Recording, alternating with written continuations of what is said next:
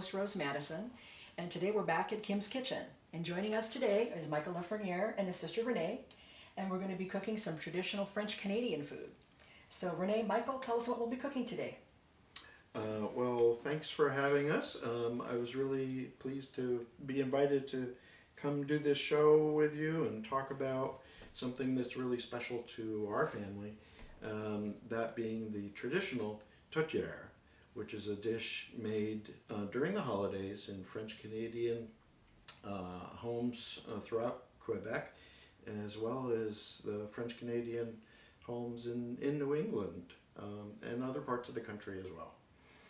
And so we'll be making this recipe that's largely based on the recipe that my mother made for us during those traditional times of the year when it is served, and really looking forward to having you try it. I've seen a picture of it, so I'm looking forward to tasting it. So I'm really excited. Delicious. It looked delicious. So. Well, first off, we've made it easy because we've already chopped the onions and celery. So we don't have to have an emotional moment while we're cooking. Oh, No emotional moment, because the fume of onions just really gets to me especially. We also have a number of different seasonings that is specific to Tourtière, and they all make it quite unique. Otherwise it's just ground meat, but the flavorings that come from the combination of allspice and cinnamon, cloves and nutmeg are all what make it so special, and it really gives that kind of a wintry or warm sort of aroma to the kitchen and to the household that complements the other things that are quite typical during the holidays. And you made the celery salt, didn't you? I actually did. Just today. I made the celery salt from a combination of celery seed, snapped up in a blender and combined with salt. I've never had fresh celery salt, and it tastes, I didn't taste it, but it smells absolutely wonderful and fresh. And you ground the cloves fresh. Fresh ground cloves. I wish you could smell it because it makes such a difference. Yes, so, indeed. Yeah. So first off, we're going to get these all together, these cloves and cinnamon and allspice, and get them all in a dish so it's just easier later. Well, some of these spices are like the cinnamon and the allspice. They're not traditional in a savory dish. So that'll be interesting to taste it in a savory dish. We're used to tasting those in pies and things like that. So. All right. Is that something that's typically French Canadian, perhaps, or maybe not? But it's good. I believe so. The seasonings are fairly traditional. There are some variations that we'll talk about as we're making it between the meat or an added spice, but those basic spices that Michael mentioned are very traditional to this particular meal. So we started out with some Bell seasoning, which is a brand of poultry seasoning. It's very good. You can use whatever kind of poultry seasoning you like, but many of the folks who make Tourtière use Bell seasoning. It's called Bell, like Bell seasoning. Yes. Bell seasoning. Michael, do you want to mention the meat real quick before you start on the seasoning, so that way I can get that into the dish and cooking for you? So we also have in this recipe we're using a combination of ground pork, ground beef, and ground veal. Largely, it's mostly going to be ground pork. And the Montreal version of Tourtière is typically all ground pork, but there are so many different ways to cook Tourtière. There's no one correct way to do it. Every family uses their own combination of spices as well as their own combination of meats.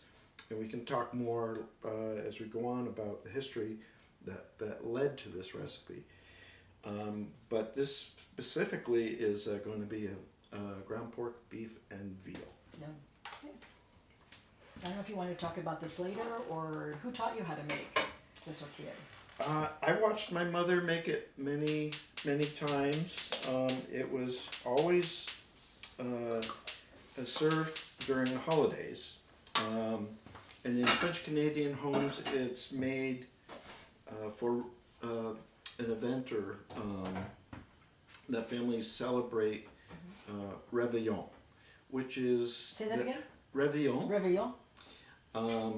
Which is a thing that the families do during Christmas, and specifically Christmas Eve. So French Catholics in Quebec go to midnight mass, and then after midnight mass, everyone's hungry, gets back home.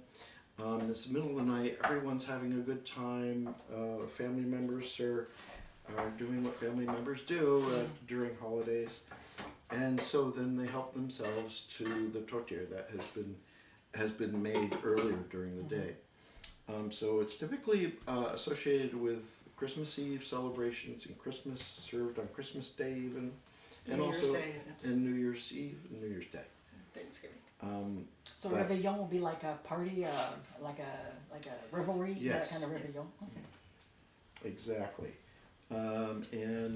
As I say, it's a combination of every family uses their own unique flavor, so there's no one right way to do it. And this one is by no means the correct way. No, It's there's just our way. There's no one right way to make it, but I bet there are arguments on what the right way is to make it. Oh, yes. Oh, when the family Actually, gets together, even yeah. within our own family. Yeah. We at times, some years, we have a competition Yeah. to see whose tourtière is the best. That's great. That's great fun, and the variation really came about from the different regions, either at the time in early 18th century, right? In Quebec and Montreal, that is more inland, and so they used a lot of game meat. Oh, great. Then when they immigrated to the New England area and were more coastal, there are variations using different seafood such as salmon and pie. So that's really what generated the different variations in meat that are used. It really was regionally based. Oh, that smells so good. There's that ground clove again. I could just put it behind my ears. Oh, it smells so good. There's nothing like freshly ground cloves. And let's see, and now my nutmeg. Now, as Michael is putting together the spices, I want to mention that Michael probably looks familiar to many of you. He's our former managing director at the Tacoma Historical Society. So what have you been doing to keep busy since your retirement, Michael? Well, I continue to keep busy by Cooking. visiting with family members, and also continuing to do research related to Tacoma history. I'm also the communications director for Historic Tacoma, Right. which is focused on Tacoma's architectural legacy and historic preservation. So, and it's always great fun doing research on Tacoma's houses, including homes like this, the one that we're in, which is on the historic register, the former home of Claude Gray of Gray Lumber, and it's a fabulous home, and I'm really honored to be invited here to prepare a meal. Yeah, Kim always so graciously volunteers her kitchen for us, and it's so beautiful, so we really appreciate that. Let's see, I'm going to lose track if I'm not careful. Oh, sorry. All right, now to the salt. Can't forget the garlic, that comes later. So do you make this, Renee, at home for your family too? Yes. Yeah. So it's a tradition for you too? There's not too many. It's usually a holiday that we prepare this for, or if we know we're getting together for some special event, then like Michael said, well, every once in a while I'll throw a little bit of competition in there. So I'm assuming you learned it from your mom as well. Yes. Yeah. Yes. So yours is a little different than Michael's, maybe? Is there a little competition there going on? Or? Yes, my sister and I actually tried this a couple of years ago, and it was rather than using russet potatoes, we actually started using sweet potatoes. Oh, yeah. Just to give a little bit more sweetness to the meat, and yeah, so we really like that. It's okay. A little bit of sibling Our rivalry, but that's all traditional- right. He's the oldest, I'm the youngest, so sometimes Yeah. there's, yeah. It just adds a little spice to the dish. One thing I might mention that you know, the recipe that I'm making today, that we're making, is based on one that my mother made. She was very involved in doing research on family genealogy and French Canadian genealogy, and was a very active member of the American French Genealogical Society. Oh, wow. And for anyone who's interested in such type of cooking, that type of cuisine, there's a great book that has, I think, a dozen different recipes for tourtière in the book. And it was published by the American French Genealogical Society. It's called Je me souviens, la cuisine de la grand-mère. Ah, the cuisine of the grandmother. That's right. The grandmother? Yeah. Grandmother. Yes.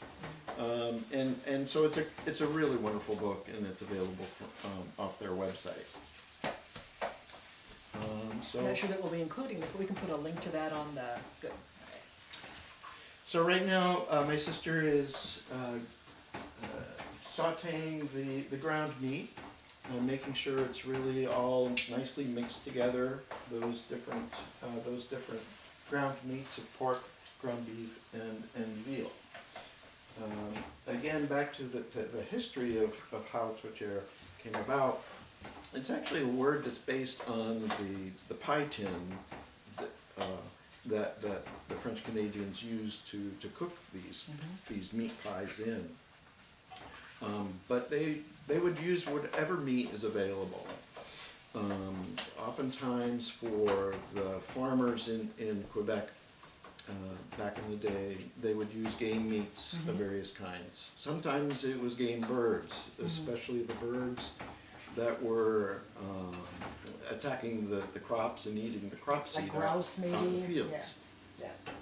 There's actually one of the French terms used in the description was actually a pigeon, and I'm trying to remember the specific reference to the type of pigeon that it talks about. It was the passenger History. pigeon. Yes, So, passenger pigeon. I don't know thank if you. French Canadians contributed to the extinction of the passenger pigeon, but Yeah. that was very common back then.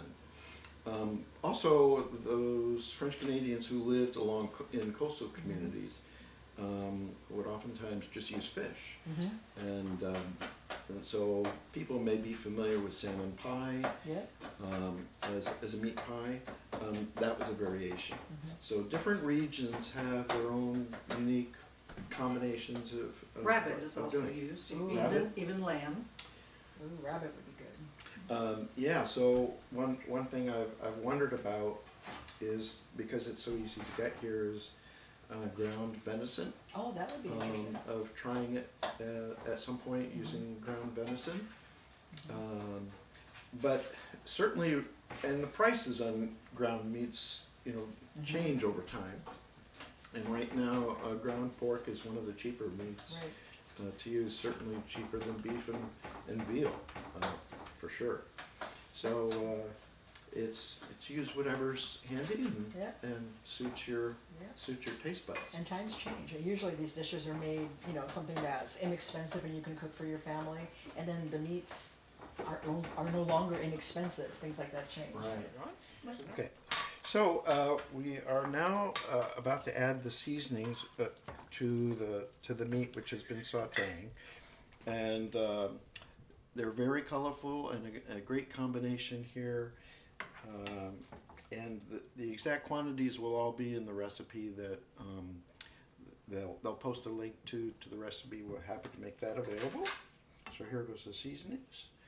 We're going to spread those around, and we're also going to add the onions and celery. So there's a good onion in here, and also several stalks of of celery. So all that goes in. And then we're going to also add a tablespoon of garlic, of minced garlic. And of course you're welcome to actually mince some cloves of garlic and do this that way. Yeah. Now, I really wish technology would catch up, because as soon as the spices and the onions and everything hit the heat in the meat, the perfume is just amazing. I wish we could share that with you. But if you copy the recipe and make it yourself, you will smell it and you will love it. So the onions and celery all go in uncooked, because they're going to cook in the next, partly cook in the next phase. They're going to soften up here. You've done this before, I can tell. Yeah. Yeah. And so here we're just going to let this nicely simmer. And let's see here.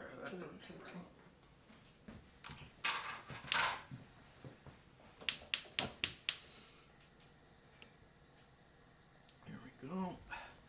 Oh, it And- smells so good. And we're going to just let this cook down for about 10 minutes. The celery and onions and the garlic will all soften up. All the seasonings will blend and release their wonderful aromas into the mixture.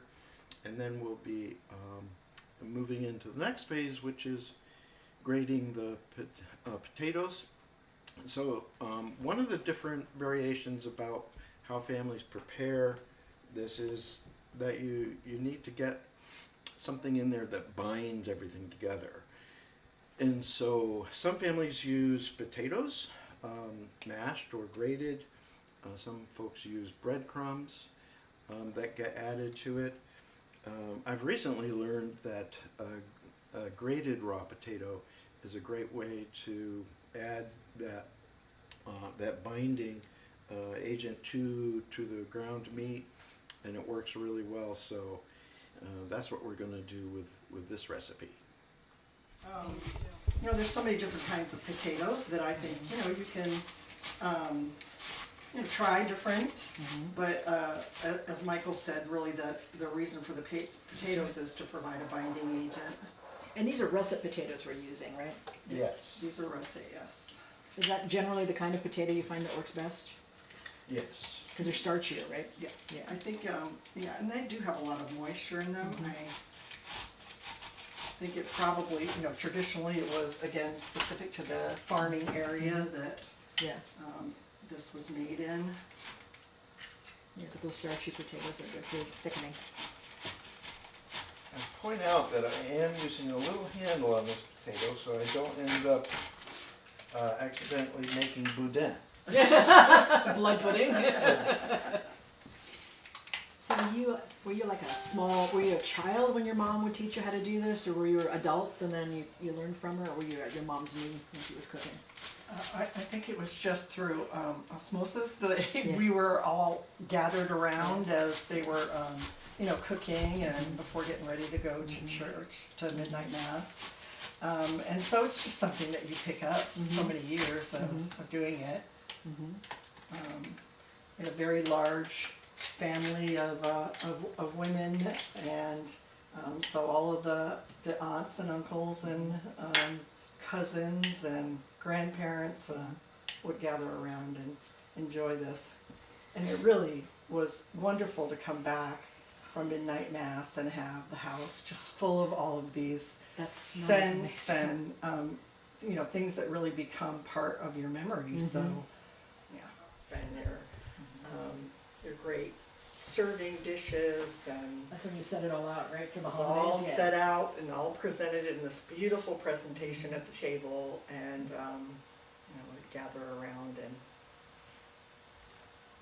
Now, did the small ones, did they participate in some of the cooking, or they were just having a good time for the holiday? Or? for the most part, I think we were all just enjoying it. Because my mom would shoo me out of the kitchen. We Now were we're going to Go ahead. Excuse me, sorry. We're going to add the grated potatoes into the meat mixture, and that just all gets blended together.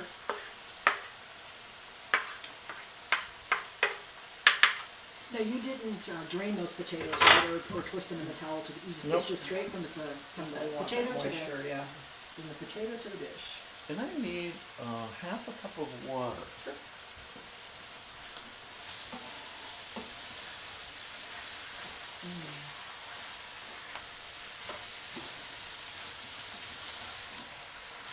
I'm eyeballing that, but I think that is correct.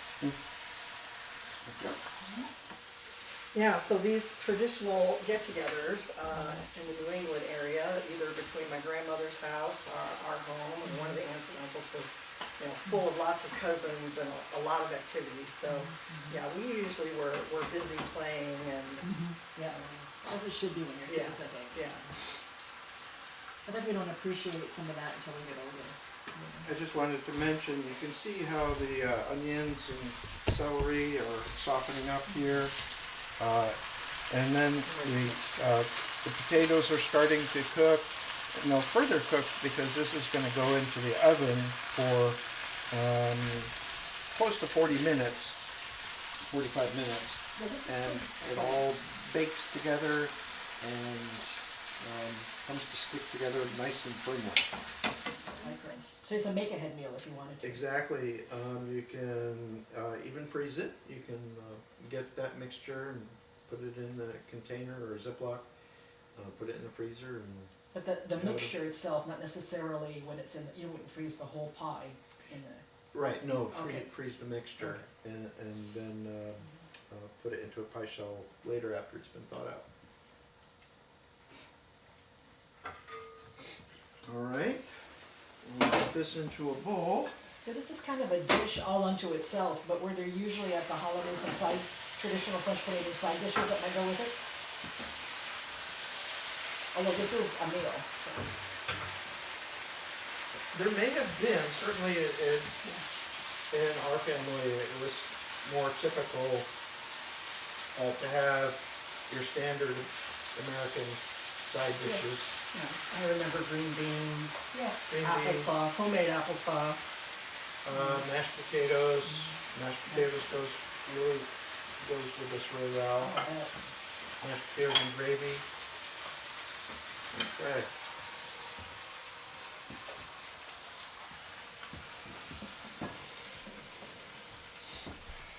See here.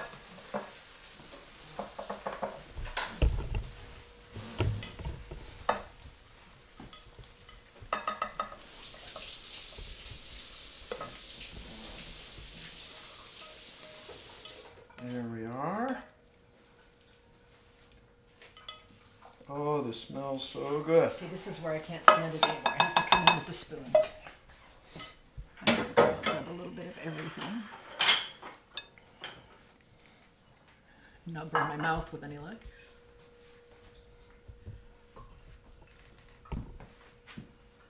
That's so good. You can taste the cloves, the allspice. It's delicious. Very warm and comforting. You gotta make this. So now we'll take about 10-15 minutes and let this cool, and we'll get it into a pie shop. The first time that I made this a few years ago, when I decided it was time to start up the tradition, because my mother passed in 2010, so it had been a few years since we'd had Tourtière, so I thought, we got to get this going again. Yeah, oh, that's So, great. I made some Tourtière and actually made the pastry from scratch, and it was amazing. Oh, was it? Haven't been able to make it right again. It just I just got lucky that first time. And he's being very careful to get the pie crust into the corners. That way there's plenty of room for that. You have to work it to the corners. Yeah, Or not corners. and you want to be sure to use a deep dish because this is 2.5 pounds of meat, so and of course you're adding volume with the potato, and this is just a little bit of potatoes. If you're doing like diced potatoes, that can be even more. This will be a nice height. I'm sorry, go ahead. Do you have to pre-bake the crust? No, Okay. nope. We're just going to have that ready to get the top shell ready.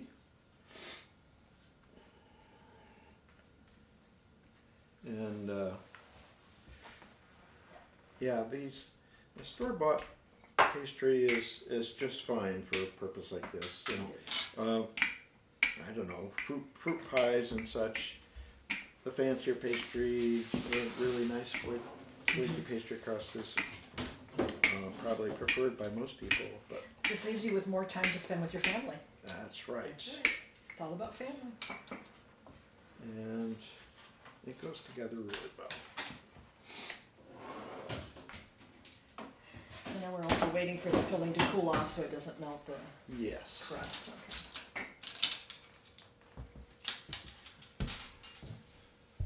Michael also started a tradition of putting different things, cutting different designs into the top of the pie, Oh, fun. such as the symbol for pie. Or a Christmas tree, or Well, you could do the fleur de lis for for friends. That's always good. Actually, I saw a picture of a tourtière today when I was looking at various recipes. I saw one that somebody had done a fleur de lis Did they? on their Okay. pie.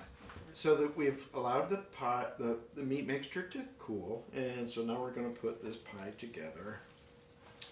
And in goes the meat mixture.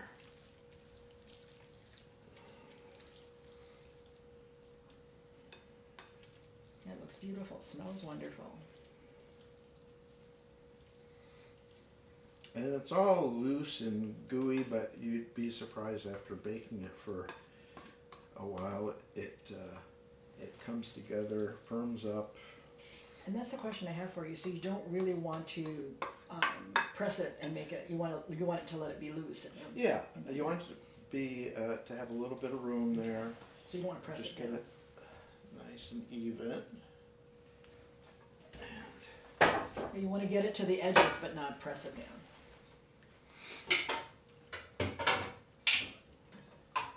And here we go. And now we'll crimp these edges. Some people like to take a little bit of water and run them around the edge you of the like some? bottom. Yeah. Okay. If you moisten the bottom shell, the edge of the, and where the two pieces of pastry come together, it sticks together a little better. Otherwise, that could be quite entertaining in the oven. That's when the fire department comes over and takes the tourtière with you. Right?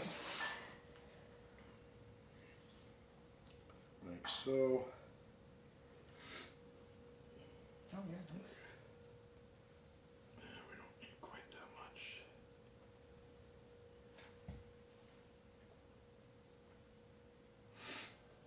I remember when I was little, my mom used to take the pie crust, when you cut it off, and the Uh-huh. extras, and she'd put a little like egg wash or some wash, and then she'd bake it a little bit in the oven, and it would be treats. Oh. No waste. Add any sugar or something And to sugar. it? Yep, sugar on top. Yep, I forgot. I thought it was the coolest thing, and it was just, leftover pie crust.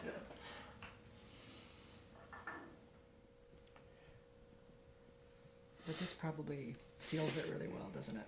Mm-hmm. This method. It seals it, but I think it's more decorative and just the aesthetic of it than anything. Because we're going to put some vents in it anyway, so Right. it's not like we're trying to seal it hermetically or otherwise.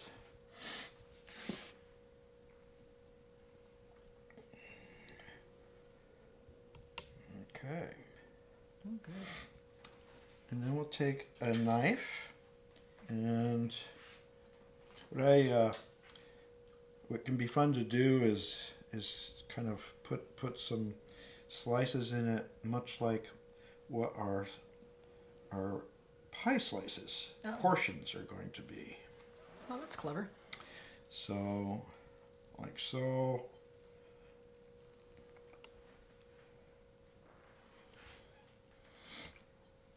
My sister and I actually did use the extra pie crust, and we would make a Christmas tree or Oh, fun. a snowman or something like that, something interesting. So that's another use of that pie crust, if you Yeah. like. Certainly one of my favorite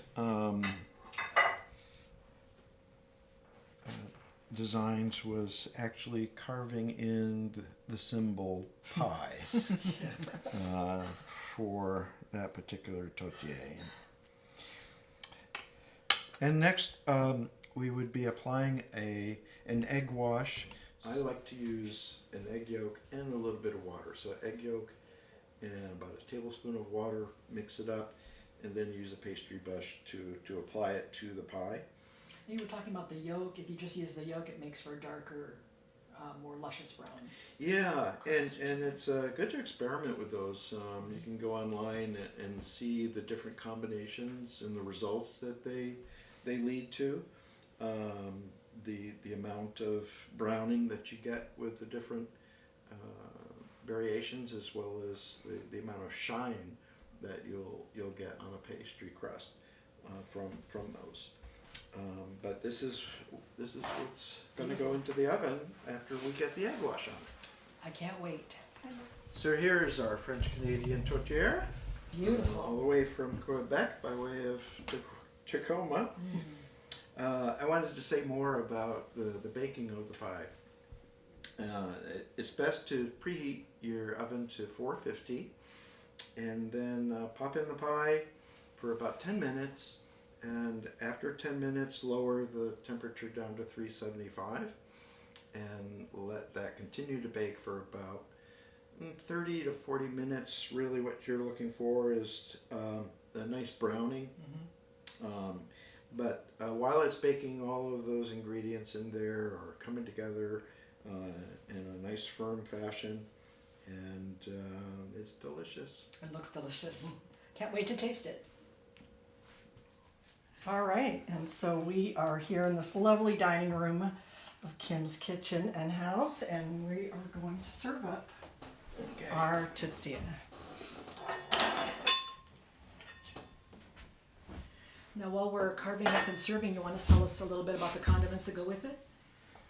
Sure. So much like variations on the meat that's used and slight variations on the seasoning, same with the condiments. So traditionally, it actually has been served cold with mustard, but you can also obviously serve it warm. Some people like it with ketchup instead of mustard, or perhaps a Dijon or a spiced mustard. So again, really your preference, but it all tastes wonderful. So Oh, yeah, absolutely. feel free to indulge. Don't want to let that go to waste. Okay, there we go. Rose, feel free. One of the things I have to recommend is this particular, and I prefer ketchup on mine, but this particular mustard, for those who like mustard, I can't recommend enough. It's Portland mustard, and it is delicious. Oh, it is very good. It's a different flavor. I mean, it's mustard, obviously, but sweet? Something sweet in there, maybe? I'm not sure what they put in it, but it's a really, it's unlike your typical yellow mustard that most people are accustomed to. It doesn't have a sharp bite. So thank you, Michael and Renee. Salud. Salud! Thank you so much for sharing with us your family recipe for tourtière. And thank you all for joining us at the Tacoma Family Table. If you want to make this recipe, you can click on the link below the video. And if you'd like some more information on the Tacoma Historical Society, you can also click on that link below the video. So until our next episode, I hope you enjoy food, time, and stories with your friends and family. Salud. Salud. Bon appetit!